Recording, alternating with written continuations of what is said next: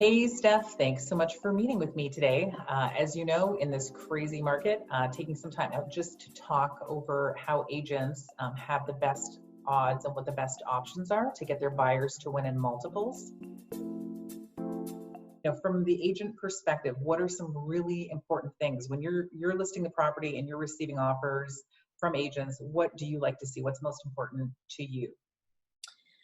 Sure. So when I am receiving offers on my listings, I think from the buyer perspective to start, it's the best terms, right? And that's not always just the price. It's flexibility on closing dates, if that's something the buyer is capable of doing.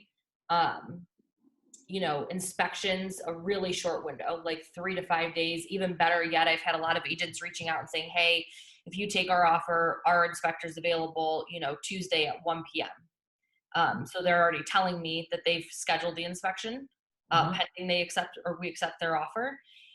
And then also inspections, like short window and a sort of a for your knowledge sort of thing. So if they're not comfortable waiving the inspection, they're only asking for items that exceed a certain dollar amount in value, if that makes sense.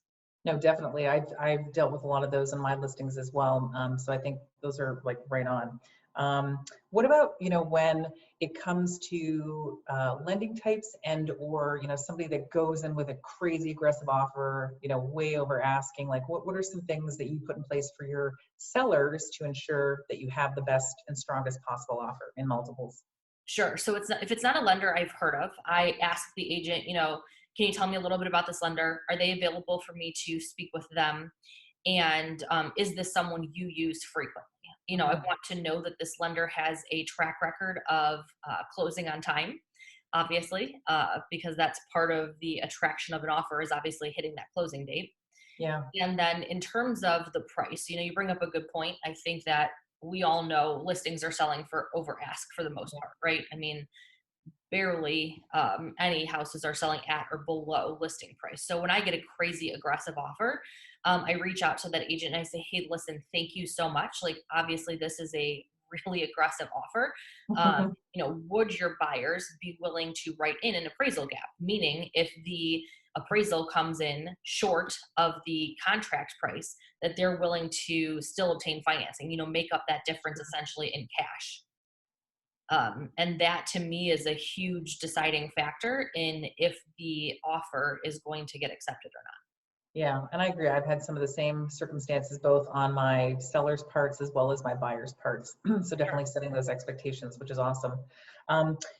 What one of the things I see or I've seen is most creative, and I've had some of my buyers do, is offer to pay a portion of the seller's closing costs. I think that's pretty creative.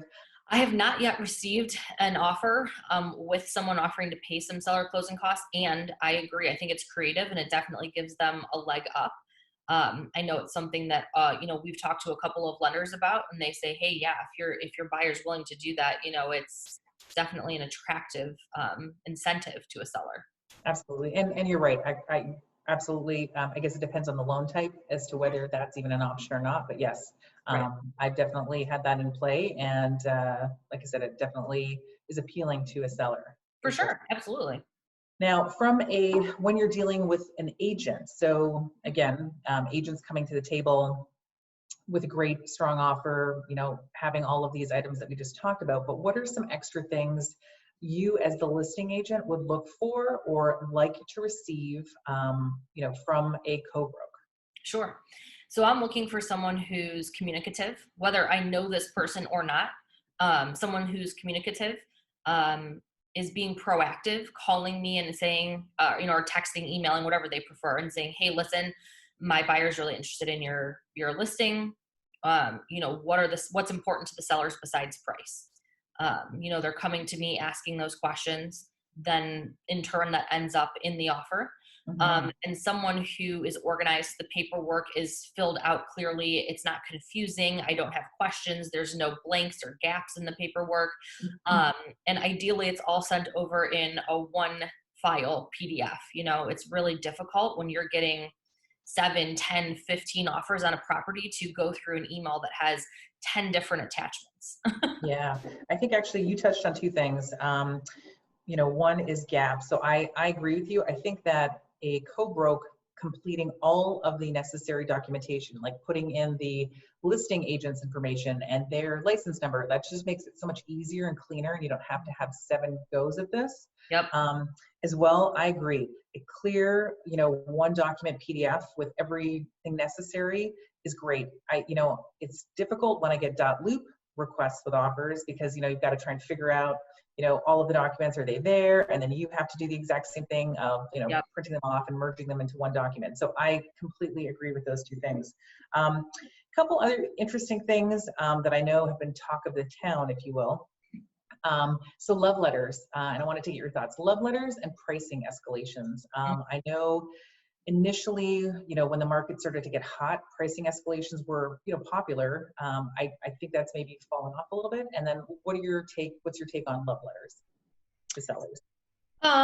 So those are conversations I always have with my sellers, and then in turn communicate to co-broke. So again, preferably like you're communicating with me. If you know your buyer is going to make an offer on a listing, you're coming to the listing agent and saying, hey, is your seller willing to look at love letters? And are you accepting price escalation addendums? Because obviously if my seller and I have had a conversation and they say, listen, like we just want the facts, just present the offers.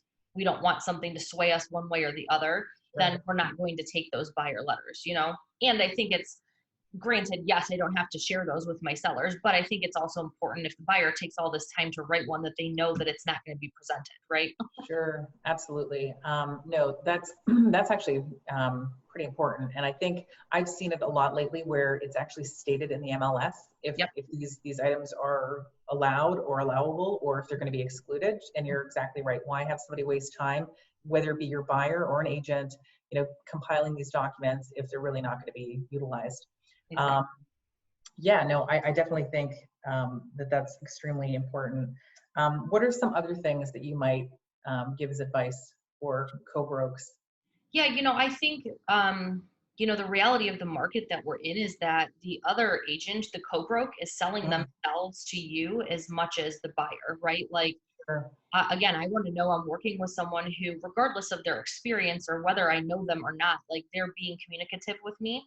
I don't have to wait forever to get a response. And even if they're in an appointment, they're saying, hey, listen, I saw your text. I'm in an appointment. I'll call you back in an hour or something like that. And I think the other thing that I love, and I do it when I'm on the buy side, is in the body of the email, just doing a quick summary of the offer. I think it's so helpful. Like that. I mean, yes, of course it's in the paperwork, but hey, Stephanie, I'm submitting an offer for 123 Main Street. Here's the summary. And it's a breakdown of price, if there's an escalation, inspections, all of that. Yeah. I think is so helpful and really easy. Well, I agree. And I think it's also very transparent. So it's not like somebody's hiding something in the paperwork to try and get away with something. It's like, here's my offer. It's again, clear, concise. Let's talk business. Like, let's see if we can make a deal happen here. So I agree. Now, what are your thoughts on best practices for offers that don't win in multiples? Like what could the listing agent and or seller do to show that they've actually viewed all offers? So for me personally, I personally reach out to any agent whose offer doesn't win in multiples. Sometimes I'm reaching out to say, hey, listen, unfortunately, another offer had better terms. However, my seller's interested in accepting yours as secondary. Would you be willing to do that? Or if we're not even, at that point, I just say, thank you so much. I know how crazy this market is. I really appreciate your time. And I usually respond to them in the manner they've been communicating with me. So if they've always been emailing me, I'll email them. If they've been texting me, I text them. If they called me, I'll call them. Yeah. I don't love when I have been on the other side of this and I just get a notification through showing time that another offer is accepted. I'm like, well, why? I don't know what my clients could have done differently to win. Sure. No, that's very important. I think, and I agree on the other side of things, when you just don't get notification, you're like, what's happening? Hello? Hello? Yeah. Bueller? Yeah. Obviously, yeah, you're right. I mean, any kind of tip on what the buyer that didn't win the offer could do differently, which hopefully we've already exhausted and it's maybe just a comfort level thing. But if there was something they could have done for the next time, they go to write an offer, at least they'll have, a better understanding of what could make or break the offer. Mm-hmm.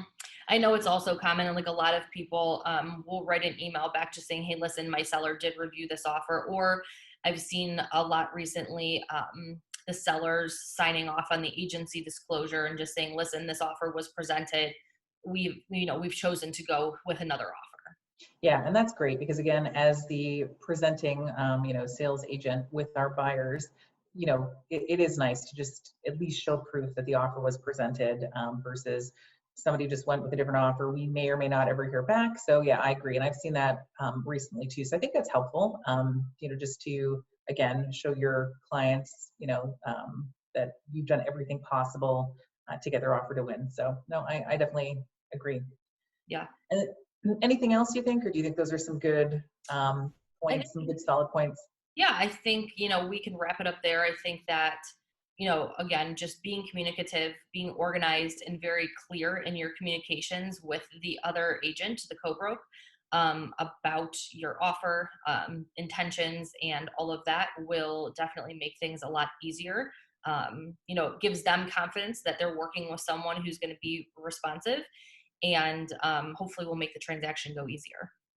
No, I agree completely. Again, Steph, I appreciate you taking the time out. Yeah. So again, Steph and Andra from the Triv team, I will have my information copied on this as well. So if anybody wants to follow up or, have some coaching, talk about some of these tactics a little bit more in depth, we are more than happy to do that. So thanks everyone for taking the time out to, listen to our little segment today. Thanks. Have a good one. Thanks, you too.